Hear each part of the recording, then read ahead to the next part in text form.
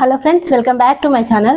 ఈరోజు big boss హౌస్లో ఎవరు ఎలిమినేట్ అయ్యారంటే శ్రేష్ఠ వర్మ గారు అయితే ఉన్నారు కదా, తనైతే ఎలిమినేట్ అయిపోయింది. శ్రేష్ఠ వర్మ అంటే డాన్సర్, కొరియోగ్రాఫర్ అండ్ జానీ మాస్టర్తో ఆ మధ్యలో ఇష్యూ అయింది కదా, తనైతే ఎలిమినేట్ అయిపోయింది. అసలు తన నుండి బాగా కంటెంట్ వస్తుందని బిగ్ బాస్ వాళ్ళు అయితే తీసుకున్నారు, కానీ తన నుండి ఏం కంటెంట్ రాలేదు. తను అసలు ఏం మాట్లాడలేదు, ఎక్కువ వర్క్ చేయలేదు, తన కెమెరాకి ఎక్కువ ఫుటేజ్ ఇవ్వలేకపోయింది.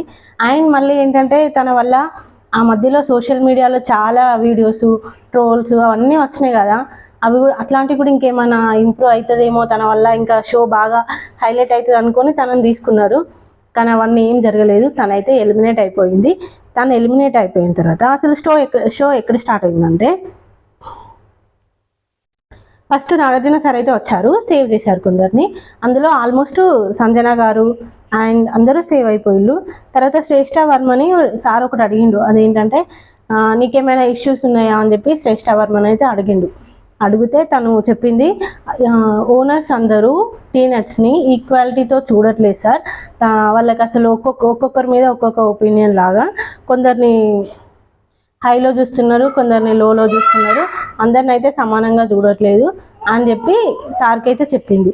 చెప్తే అప్పుడు సార్ నాగార్జున సార్ మనీష్ గారిని లేపిండు. మనీష్ గారిని శ్రేష్ఠ వర్మ గారు అయితే బనానాస్ అడిగిళ్ళంట, తను ఇవ్వలేదు.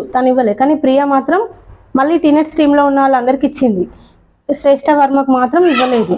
అట్లా తనకి కొంచెం హర్ట్ అయిందంట. మళ్ళీ సంజన గారిని కూడా నాగార్జున సార్ అయితే అడిగిండు. ఏమని అడిగిండు, నీకేమైనా ఇష్యూస్ ఉన్నాయా సంజన గారు అని అంటే, సంజన గారు చెప్పిళ్ళు, నాది థమ్స్అప్ కెప్టెన్ లాగా చూడట్లేదు సార్, అసలు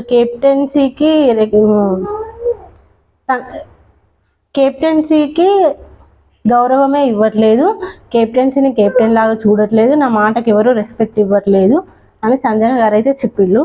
అందుకు సార్ అన్నారు కదా, ఎందుకమ్మా అలా అంటున్నావు అంటే, నా థమ్స్అప్ పోయింది కదా సార్ అని అంటే, మీ థమ్స్అప్ ఒకటే పోయిందా, ఇంకా వేరే కూడా పోయినాయి, ఒక 5 minutes ఆలోచించుకొని చెప్పుకొని నాగార్జున సార్ అయితే అన్నారు. దానికి తను ఆలోచించుకొని చెప్పింది, సరే ఒక 20 దాకా పోయి ఉంటాయి, 20 items పోయి ఉంటాయి, చాక్లెట్స్, బిస్కెట్స్ అట్లా అన్నీ పోయి ఉంటాయి సార్ అని చెప్పి సంజన గారు అయితే చెప్పిండు. థమ్స్అప్ తీసిన వాళ్ళ వీడియో కూడా సార్ ప్లే చేసిండు. థమ్స్అప్ తీసింది మనం ఆ రోజు మాట్లాడుకున్నాం కదా పాత వీడియోలో, హరీష్ గారు థమ్స్అప్ తీసిండు, ఫ్లోరా అండ్ ప్రియా వాళ్ళందరూ తాగిళ్ళు. అప్పుడు సంజన అన్నది, దొంగలకే దొంగలు అని చెప్పి సంజన అన్నది. హరీష్ గారు అన్నారు కదా, తనను తన్నేవారు ఉంటే తల తన్నే వాళ్ళు ఒకరు ఉంటారు కదా సార్, అట్లా దొంగలకే దొంగలాగా అని చెప్పి హరీష్ గారు కూడా కౌంటర్ వేసిండు. అందుకు ప్రియా గారు కూడా అన్నారు, అందరూ దొంగలే సార్, దొరికిన వాళ్ళు దొంగలు, దొరకని వాళ్ళు దొరలు కాదు, ప్రతి ఒక్కరు దొంగలు ఉన్నారు, కానీ వీడియోలు చూసిన వాళ్ళే దొంగలు అనుకుంటున్నారు అని చెప్పి ప్రియా గారు కూడా అన్నారు. నెక్స్ట్ ఇంకొక వీడియో ప్లే చేసిండు నాగార్జున సార్, అదేంటంటే ఇమాన్యుయల్ వచ్చేసి తను బనానా తీసుకొని తిన్నాడు దొంగతనంగా, అది భరణి, తనుజ అండ్ రీతు చౌదరి వీళ్ళందరూ కిచెన్లో ఉన్నప్పుడు ఒక బనానా కిడ్నాప్ చేసేసి దాన్ని చాటుగా ఒక డస్ట్బిన్ దగ్గర కూర్చొని తిన్నారు. అది కూడా వీడియో నాగార్జున సార్ అయితే ప్లే చేసిండు.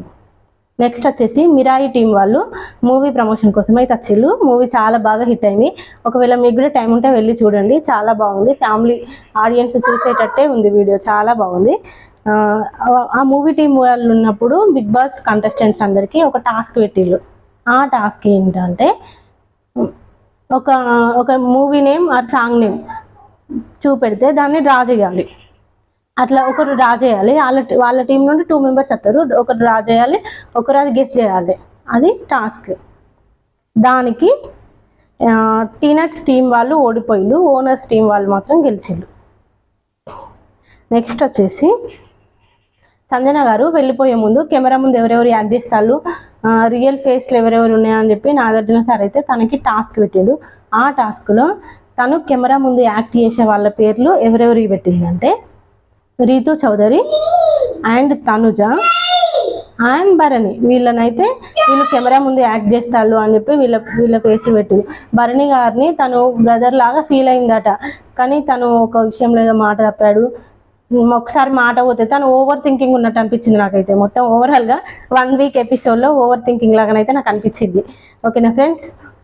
తర్వాత రియల్ ఫేస్ అని వచ్చేసి, రియల్ ఫేస్ ఎవరెవరు ఉన్నారంటే, రాము గారు, రాను బొంబాయికి రాను అన్న సాంగ్ ఉన్నది కదా, రాము రాతోడైతే తనకు రియల్ ఫేస్ లాగా అనిపించిందంట.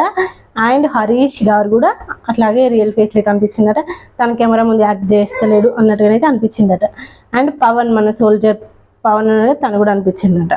ఓకేనా ఫ్రెండ్స్, నా వీడియో కనుక నచ్చినట్లయితే లైక్ చేయండి, షేర్ చేయండి, సబ్స్క్రైబ్ చేయడం మాత్రం మర్చిపోకండి. Thank you so much, bye.